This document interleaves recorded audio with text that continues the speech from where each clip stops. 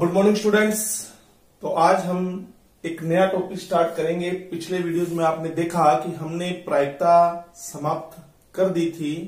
सारे क्वेश्चन और सारे उदाहरण मैंने आपको करवा दिए थे।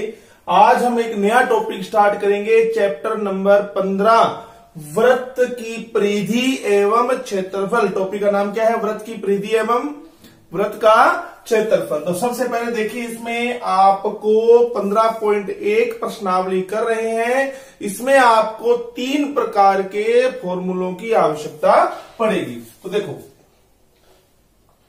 सबसे पहले हम बात करते हैं किसकी? वृत्त की। तो आप कहोगे कि सर ये देखो, आप ऐसा होता है बेटा वृत्त। ये है, ये देखो, ये अपनों ने वृत्त बना दिया। ये अपने पास है वृत्त, ठीक है। और वृत्त की जो बाउंड्री होती है ना, बाउंड्री, ये जो वृत्त की जो बाउंड्री देख रहे हो आप, इस बाउंड्री को बोला जाता है परिधि। क्या बोला जाता है? परिधि। और इस पूरी आकृति को बोला जाता है वृत्त। ये हो गई अपनी बाउंड्री इसकी, और पूरी आकृति को बोला जाता है वृत्त, ठीक है। अब देखो, तो आपसे पूछा जाए कि वृत्त की परिधि, तो आप याद रखिए कि वृत्त की परिधि का फॉर्मूला होता है 2πr। वृत्त की परिधि का फॉर्मूला होता है 2πr। और फिर बात आती है वृत्त का क्षेत्रफल। वृत्त का क्षेत्रफल, और वृत्त का क्षेत्रफल होता है, ये याद रखिएगा आप, πr²। πr²। तो वृत्त का क्षेत्रफल कितना होता है?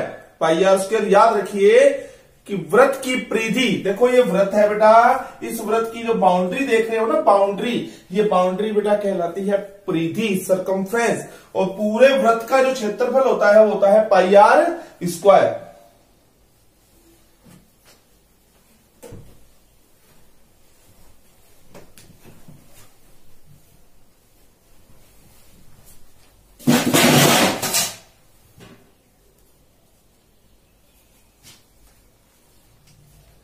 तो देखिए, तो आपने देखा कि वृत्त का क्षेत्रफल हो गया πr²। अब एक फॉर्मूले की अपने को आवश्यकता और पड़ेगी। देखो, कि जैसे मैंने आपके सामने ये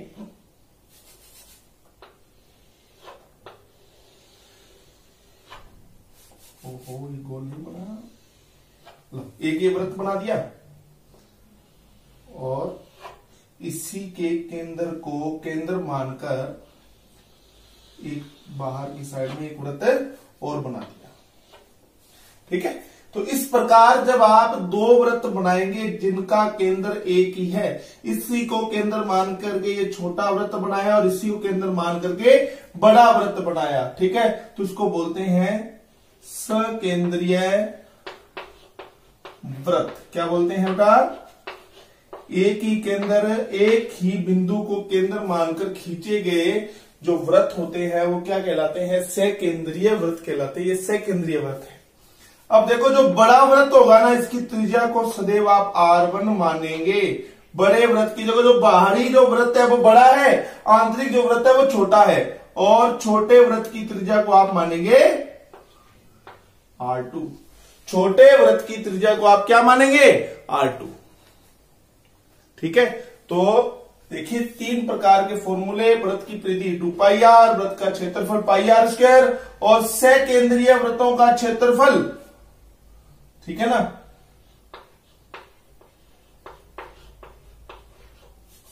अब देखो, इस तरह से अगर आपसे ये क्षेत्रफल पूछा जाए, देखो ये दोनों वृत्तों के द्वारा घेरा गया जो क्षेत्रफल है, दोनों वृत्तों द्वारा परिबद्ध क्षेत्रफल, तो आप कहेंगे सर दोनों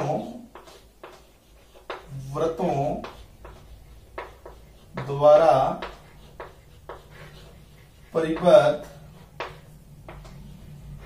क्षेत्रफल, तो क्या होगा बेटा? बड़े वृत्त में से, बड़े वृत्त का देखो, वृत्त का क्षेत्रफल होता है πr², ठीक है। πr² होता है ना।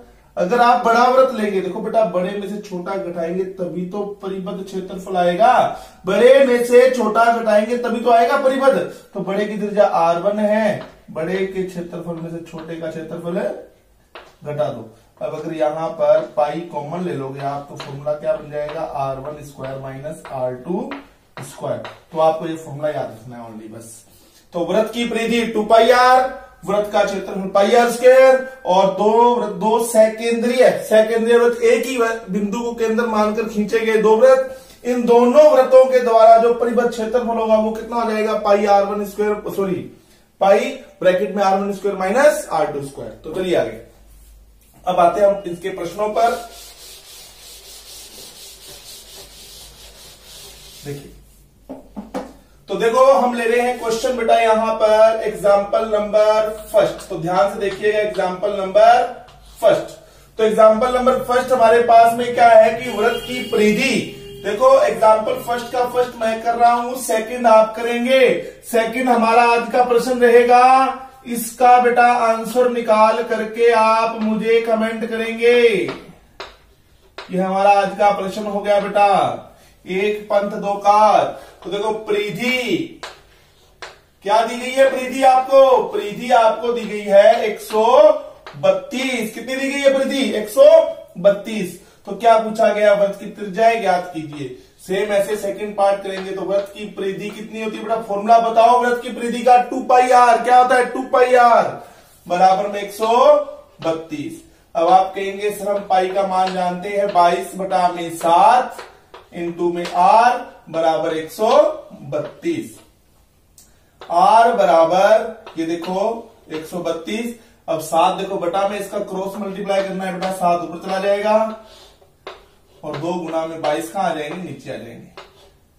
कितने कटा 6 पर, 2 से कटा 6 3 पर, तो बताओ कितना आ गया, 21 सेमी। ऐसे तो इसी प्रकार आप एग्जाम्पल फर्स्ट का दूसरा करेंगे। ठीक है, सेम क्वेश्चन है। अब हम बात करते हैं उदाहरण नंबर कितने की बेटा, 2 की। चलो उदाहरण नंबर 2, उस वृत्त का क्षेत्रफल ज्ञात कीजिए जिसकी त्रिज्या 7 सेमी है। बेटा त्रिज्या को सदैव r से निरूपित करते हैं, त्रिज्या को सदैव r से निरूपित करते हैं। तो आप कहोगे सर r दिया हुआ है 7 सेमी, आपसे पूछा हुआ है वृत्त का क्षेत्रफल। तो बताओ वृत्त का क्षेत्रफल क्या आ जाएगा आपके पास में। तो आप कहेंगे सर वृत्त का क्षेत्रफल पाई r स्क्वायर। क्या आ जाएगा, तो पाई की वैल्यू 22/7, r कितना 7 इंटू 7, 7 से 7 कट जाएगा, 22 को 7 से गुणा किया 154। देखो ये जो परिधि होती है ना, ये दूरी होती है बेटा, परिधि दूरी के समान होती है, बाउंड्री की लंबाई होती है, इसलिए सेंटीमीटर मीटर यही लगाना है आपने, स्क्वायर का प्रयोग नहीं करेंगे। जबकि क्षेत्रफल आपके पास में आए तो आप अकेला सेमी ना लिख करके वर्ग सेमी लिखेंगे, वर्ग सेमी बोल सकते हैं आप इसको, आप सेमी स्क्वायर लिख सकते हैं, इंग्लिश में लिखना जाए तो यूं लिख सकते हैं, कोई भी चीज आप प्रयोग में कर सकते हैं, वर्ग लिखा जाएगा। परिधि के साथ आप वर्ग मत लगाइएगा। चलिए तो एग्जाम्पल नंबर हो गया सेकंड। तो अब इससे पहले तो एग्जाम्पल 3 और क्वेश्चन नंबर 4 इसको अपने एक साथ करेंगे। पहले अपने आगे देखते हैं एक बार, अभी दोनों क्वेश्चन लेंगे एक साथ है। पहले आप ये देखो क्वेश्चन नंबर 1। चलिए क्वेश्चन नंबर 1 क्या है, क्वेश्चन नंबर 1, एक वृत्त की परिधि एक वृत्त की त्रिज्या 3.5 सेमी है, तो वृत्त की परिधि तथा क्षेत्रफल ज्ञात कीजिए। तो आप कहेंगे वृत्त की त्रिज्या 3.5 सेमी है, तो आपको ज्ञात करनी है इसकी परिधि। और आप भली भांति जानते हैं परिधि का फॉर्मूला 2πr। बेटा 2π की वैल्यू बोलो 22/7, r कितना हो जाएगा 3.5, 7 से कैंसिल हो जाएगा 0.5 पर। तो बेटा आप इसको गुणा कर लीजिएगा, ये हो जाएगा 2 इंटू में 22 इंटू में 0.5, ये पॉइंट हटाओगे तो नीचे 10 आएगा। और आप कहोगे सर 5 दूनी 10, 10 से 10 कट गया तो कितना आ गया बोलो 22 सेमी। ऐसे आपसे पूछा हुआ है क्षेत्रफल की, वृत्त का क्षेत्रफल भी बताइए। तो आप कहेंगे सर क्षेत्रफल का फॉर्मूला होता है pi r square, pi r square. तो बेटा ये आप स्वयं ही कीजिएगा, 22/7 आर स्क्वायर। तो इसका मतलब आर को 2 बार लिखना है, 3.5 गुना में 3.5। तो इसका आंसर आप निकालिएगा। ठीक है, चलिए इसी प्रकार हम लेते हैं क्वेश्चन नंबर 2। एक वृत्त की परिधि 44 मीटर है, तो वृत्त का क्षेत्रफल ज्ञात कीजिए। एक वृत्त की परिधि, बेटा परिधि कितनी गिवन है आपको, 44 मीटर। ठीक है, तो क्या होता है परिधि का formula, 2 pi r is equal 44 2 गुना में 22/7 गुना में आर बराबर में 44। तो 22 का 2 से गुना हुआ 44, 44 से 44 कट गए, और इस आर का, या आप इसको एक काम कीजिए, ये 44 है ना, इसको अपने यूं ही रहने दे, 2 गुना में 22, आप क्रॉस मल्टीप्लाई कीजिए, वजन गुणन कीजिए, तो आप कहेंगे 7 तो जाएगा 44 के पास में जाएगा ना बेटा, और ये 2 गुना में 22 कहां आ जाएगा, यहां बटा में आ जाएगा। अब बताओ 22 गुना कितने होते, 44, 44 44 कट जाएगा, आर बराबर आ जाएगा 7 सेमी। अब ये त्रिज्या आ गई। आपसे पूछा क्या हुआ है, क्षेत्रफल। तो आप कहोगे सर क्षेत्रफल, बेटा क्षेत्रफल का फॉर्मूला आप स्वयं लगाइएगा, पाई आर स्क्वायर। अभी तो तुम्हें सिखाया क्षेत्रफल निकालना, बस आर का मान 7 कर दीजिएगा, क्षेत्रफल आ जाएगा। ठीक है, तो चलिए अब अपने बहुत अच्छे 2 क्वेश्चन करेंगे, एग्जाम्पल नंबर 3 और क्वेश्चन नंबर 4, दोनों एक जैसे क्वेश्चन है। ठीक है, देख लीजिए इसको।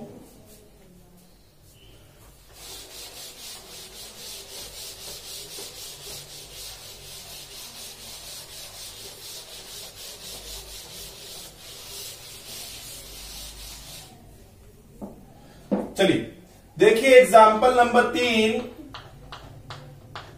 बेटा ध्यान से प्रश्न पढ़िए आप कि एक साइकिल का पहिया 11 किलोमीटर चलने में 5000 चक्कर लगाता है। एक साइकिल का पहिया 11 किलोमीटर चलने में 5000 चक्कर लगाता है। एक पहिए को कितने चक्कर लगाने पड़ते हैं, 5000 चक्कर। तो मुझे आप ये बताइए कि पहिए ने एक चक्कर में कितनी दूरी तय की। 5000 चक्कर में जब 11 किलोमीटर की दूरी तय की, तो एक चक्कर में, तो सबसे पहले आपको ये काम करना पड़ेगा इस सवाल में कि पहिए द्वारा एक चक्कर में तय की गई दूरी निकाली। तो आप कहेंगे सर क्या,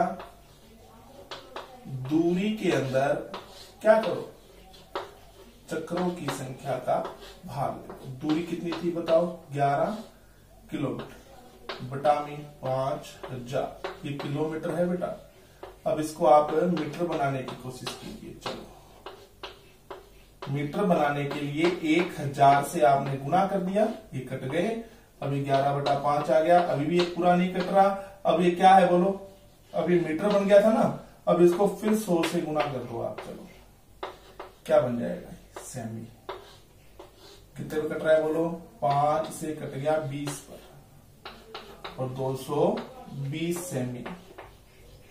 ठीक है, तो आप कहेंगे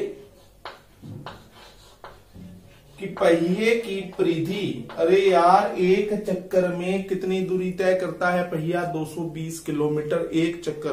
तो पहिए का जो एक चक्कर है उसकी परिधि के बराबर ही तो होता है पूरा चक्कर, क्यों भाई।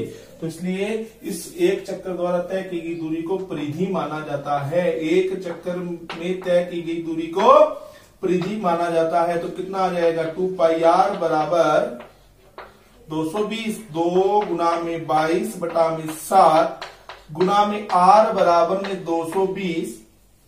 तो आर बराबर हो जाएगा अपने पास में 220 गुना में 7 बटा में 2 गुना में 22, कितना हो जाएगा 10, 5, तो कितना हो जाएगा 35 सेमी आ गई हमारे पास में क्या, पहिए की त्रिज्या। ठीक है, अब आपसे पूछा हुआ है बेटा व्यास, तो त्रिज्या को 2 से गुना कर दीजिए बेटा, क्योंकि त्रिज्या का दुगना ही तो होता है व्यास। बेटा व्यास हमेशा त्रिज्या का दुगना होता है। तो बताइए व्यास कितना आ जाएगा, 70 सेमी। ठीक है, तो ये क्वेश्चन नंबर क्या था, आप सॉरी एग्जांपल नंबर 3 था। इसी प्रकार मैं क्वेश्चन नंबर लूंगा 4। देखिए क्या है, सेम इसी मेथड से तो आप कहेंगे कि सर क्वेश्चन नंबर 4, पहिए द्वारा एक चक्कर में